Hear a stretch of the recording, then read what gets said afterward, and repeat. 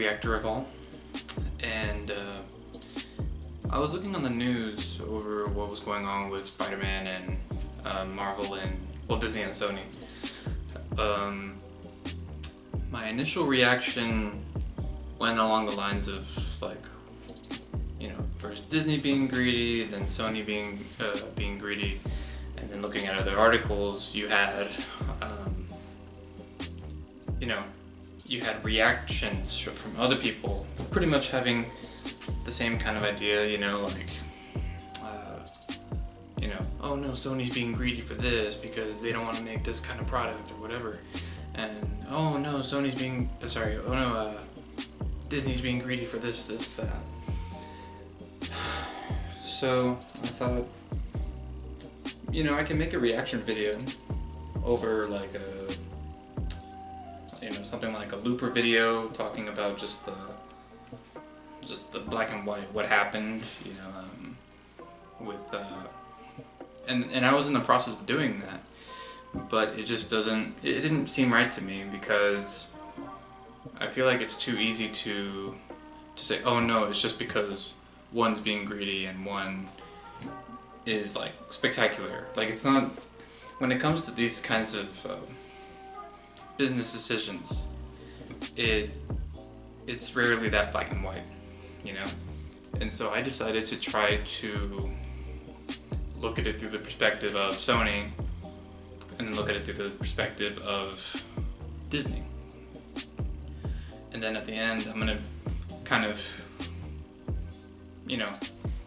get away from that and be just a casual fan and look and consider what I think they should do, or look at how I feel about it after looking at it through those perspectives.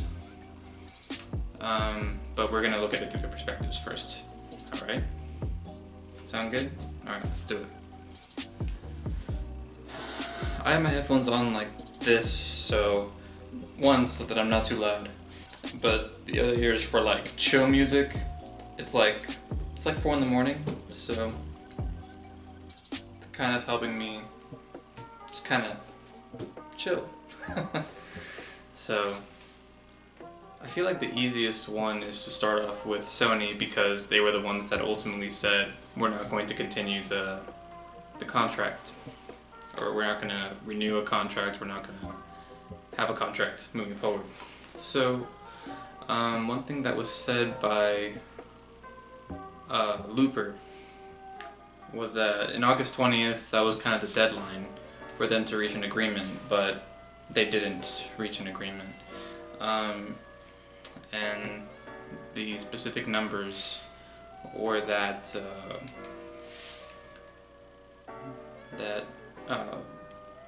what Disney wanted was a change from getting 5% on first gross to 50% in general.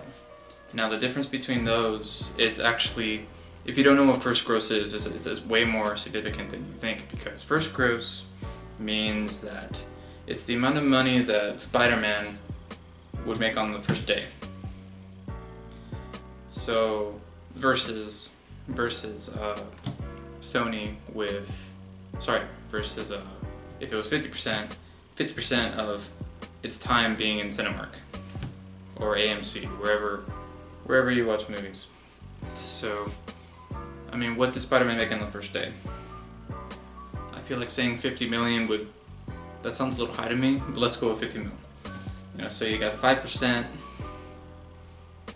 so it'd be like 2.5 million. Disney would have made 2.5 million if that was the gross. Whereas we know that potentially Spider-Man can be in the range of $1 billion. But Disney would be making $500 million instead of 2.5 million. So that's such a huge, it's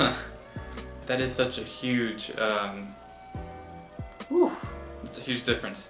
I don't even have $250, let alone. Sorry, anyway, I digress. Okay, so when you look at it through Sony's perspective, I can't really recall how many in terms of movies that go to theaters and all that stuff, I don't really know how many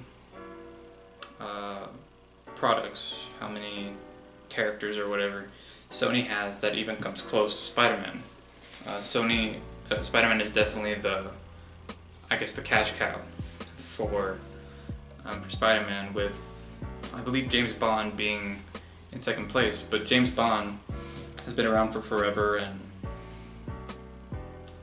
I feel like both, if you consider Spider-Man as like an individual character and you look at James Bond as an individual character, both of those characters have kind of been played out.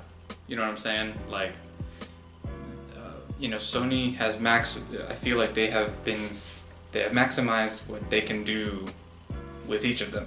You know what I'm saying? With both Spider-Man and with James Bond, assuming that they own. I saw something online that said that Sony owned them, but if that's wrong, let me know in the comments. Okay. So, but then, if you're if you're Sony and you're looking at Disney, look at all the crap that Disney has. Disney by itself, like Pixar, or do they still own Pixar? I mean, my point is Disney owns a lot. Disney owns Disney. Disney owns has a stake in Star Wars. They have a stake in Marvel. They own Marvel, and then they're doing everything they can to like expand, to become the company. They have like theme park rights to Avatar, like the blue people. I mean, not the Airbender. And Avatar was like, for a while, it was the highest grossing movie of all time. So, and then you got something that they're developing like Disney Plus, which is supposedly a bundle of Disney stuff, like Disney videos, Disney movies, that kind of thing. Hulu, and you got ESPN. So not only is Disney having stakes in some of the highest grossing movies of all time, highest potential grossing movies of all time, they have a lot of ways they can grow other aspects of their product.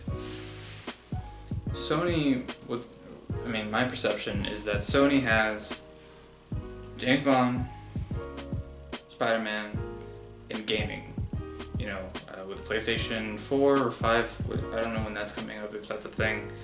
The companies like Naughty Dog and, mainly Naughty Dog. Not to say that those three things that Sony owns aren't lucrative, but when you're Sony looking at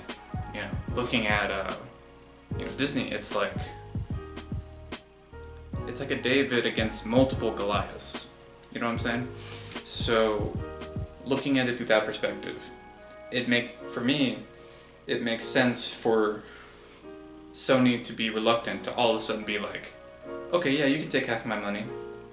You can take half of the money of my cash cow, when you have a lot of cash cows. And they're losing their product as a result of that. Again, we're still in the Sony's perspective. I'll refute the points through the Disney's perspective, but just hear me out. So as a result of that, it's like, it makes perfect sense for them to do it.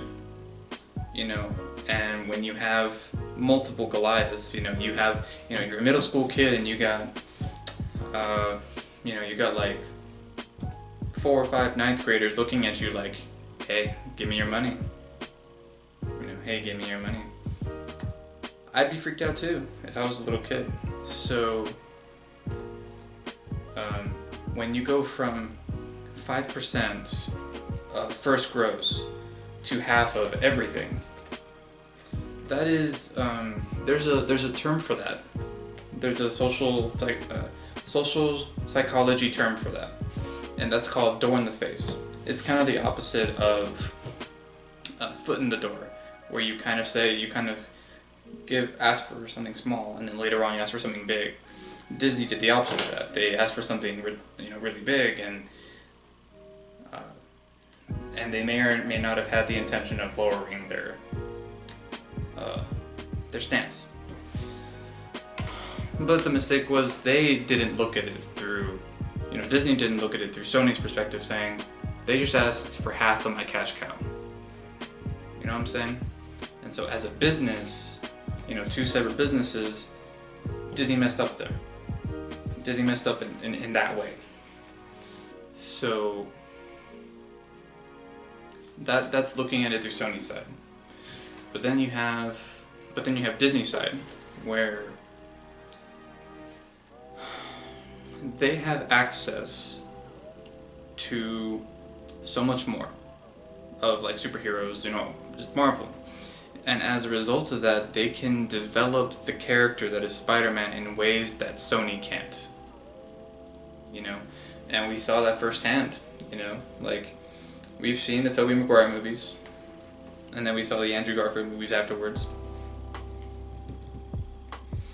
I feel like part of the reason why the Andrew Garfield movies suffered was because it was a reboot of something that was still relatively fresh in our minds, So, and the character wasn't that different. Spider-Man was relatively static when you consider it to be a reboot of different actors. You know what I'm saying? So, when it was very refreshing when they went from Sony by itself to Sony working with Disney to make the Spider-Man that they made, because one, Tom Holland is cash money. He's awesome. He's awesome. The way that he's the Tony Stark to Iron Man. Tom Holland is Spider-Man. That's yeah. It's 4 or 5. Okay, sorry. Sorry, but anyway, you got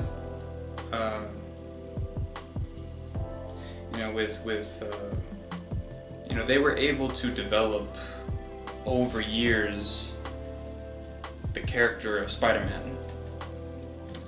Even if Spider-Man didn't have his own movie, even if Tom Holland didn't have his own movie, I still felt that it was relatively well developed, the character.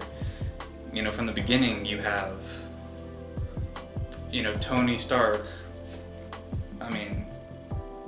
the God, the God recruiting this high school kid who, generally speaking, isn't well off, he has his flaws, he has his growth development that he needs, to mature. And then they develop a bond. That bond becomes almost like a father-son relationship, and through Tony Stark, he gained access to other heroes. Granted, in a fight that not many people, particularly in Captain America's side, enjoyed him, but they still talked to him. What is his name? Falcon still talked to him, even though it wasn't totally positive. But Captain America spoke to him in relatively casual regard. Oh, I'm from Brooklyn, or it was still pretty casual. So he's developing bonds with people that he would not be able to develop bonds with if he was in Sony. So when you look at it that way,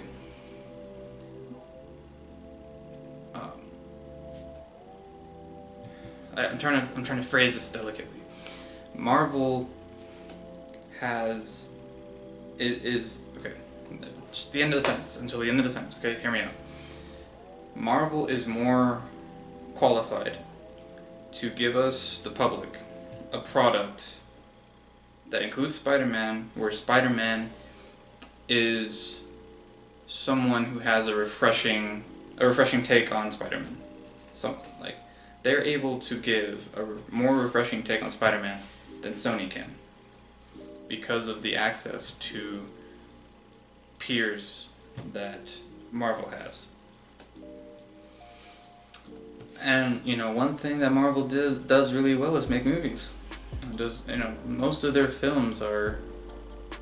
I mean, all their films are in the hundreds of millions. You know, you got them. I think the majority of them are above 500 mil. So they know what they're doing. They know how to weave characters. They know how to weave characters together. Whereas Sony, either they are not very good at that, or they are limited in how they can do the weaving. And the way that they've done the weaving, you know, in the past it's been good, but it's like moving forward, what can they do differently? You know, and with Looper,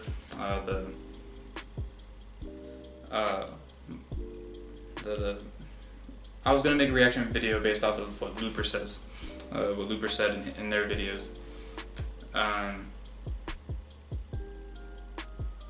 Yeah, they can only do so much. They can only do so much. So, so to kind of summarize,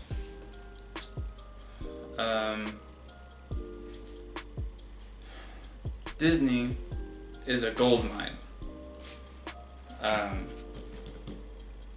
Wow.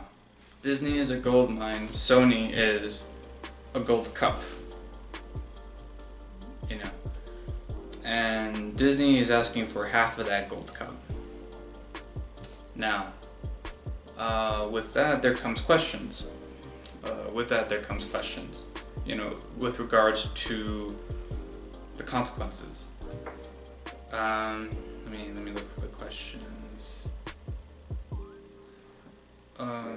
What happens to the overarching narrative? This was something that Looper asked. And I feel like the short answer is it would die.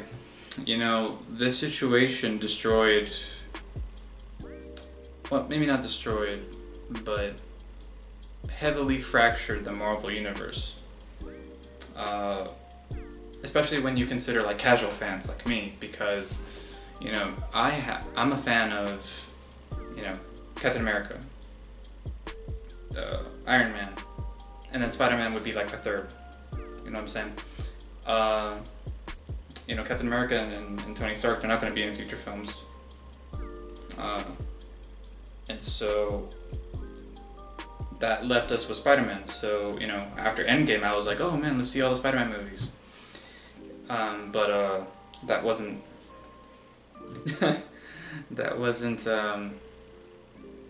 that's not in the cards anymore.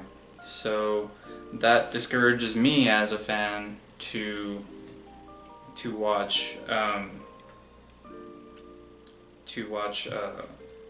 you know, future Marvel movies, because they're not going to have that hell of a character. You know what I'm saying? On the other hand, it also kind of ruined Sony because, well, ruined it on Sony's end, because it's hard for me to imagine what they can do to radically alter Spider-Man, especially when they're rebooting a reboot. They would be rebooting a reboot in that situation.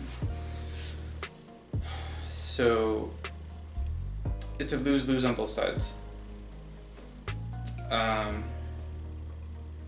So yeah, and the overarching narrative, I mean, I guess it depends what you mean by overarching narrative too. Like, you know, you could also focus on other characters, but the overarching narrative, it would definitely be more limited, because Spider-Man had the capability of being not just like the goofy kid, not just the guy that gave his life to, or tried to give his life to save the world, you know, but also kind of a mentor. You know, he could have been a mentor for, you know, the younger generation, but obviously we don't have that anymore. I don't even think they're allowed to mention Iron Man or any of the other heroes. So when it comes to Spider-Man, you know, there's the Marvel Universe, and then there's Spider-Man now. They both suffer for this. Let's see. There was something else. I did have some comments from. I was looking at an article from Yahoo.com, and they would talk about, oh, Sony was the greedy one, and then one or two other comments said, oh no, Disney was the one that did the door in the face. Like I said, but at the end of the day, the people are the ones who suffer. The fans, the public, are the ones who suffer the most. When I look at this, I feel like Disney instigated the problem. Because I feel like as a business they should have known better than to go from 5% of one day, of the first day, to 50% of everything.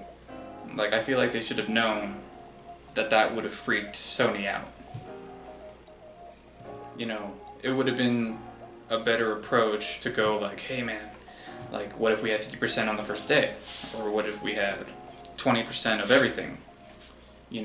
Or if they gave or if they looked at Sony first and be like, hey, what do you think we deserve? Because they definitely deserve more than 5% of one day. They transformed Spider-Man in a very masterful way, in a way that's going to be close to me. It's going to be close to me moving forward. So, if I see all the phases from Iron Man 1 to Endgame, that'll be one of the highlights. It's Spider-Man's character. So Disney made a great impact, so they do deserve a large amount. But I think 50% should have been something that should have been negotiated over time. And I think Sony should have been. I think they should have been calculating, in the sense that on the back, talking amongst themselves, like, man, Disney must be crazy. But then at the same time, say, okay, we won't agree to 50%, but how about this number? And then actually have the talks. My understanding is that once Disney said, hey, we want 50% of everything, Sony didn't answer the call anymore. So I feel like that was severely mishandled. And I feel like, considering the limitations of what Sony can bring, to Spider-Man,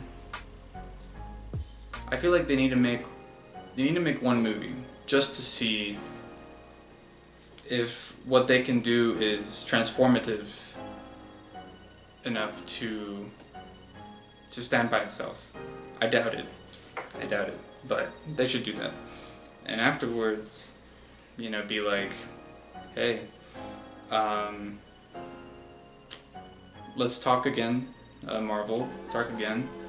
We'll renegotiate, maybe not 50%, because that's their baby, Disney doesn't need to go kidnapping them, So it's a bad analogy, but kind of works. But yeah, and then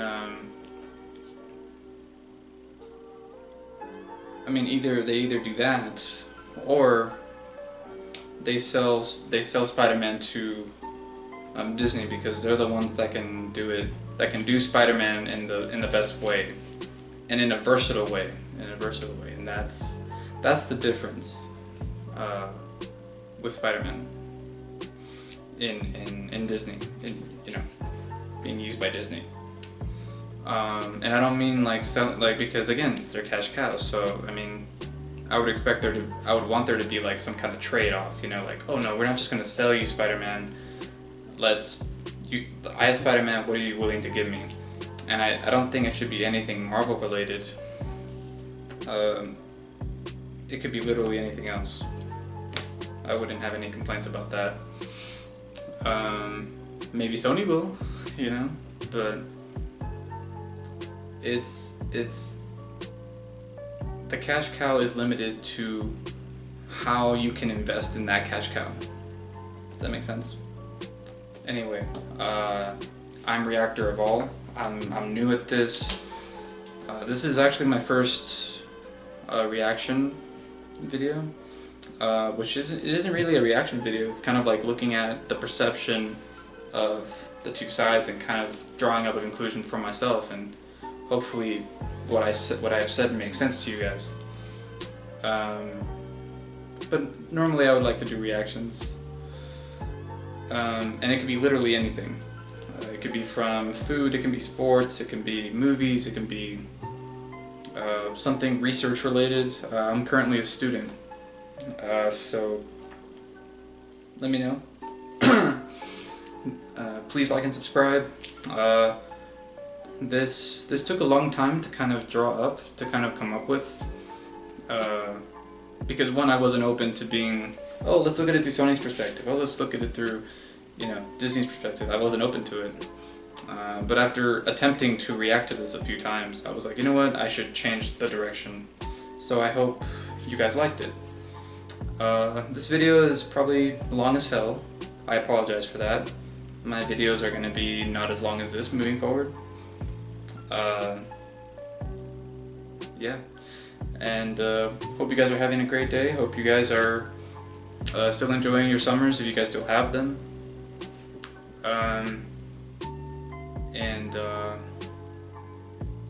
I wish you all the best.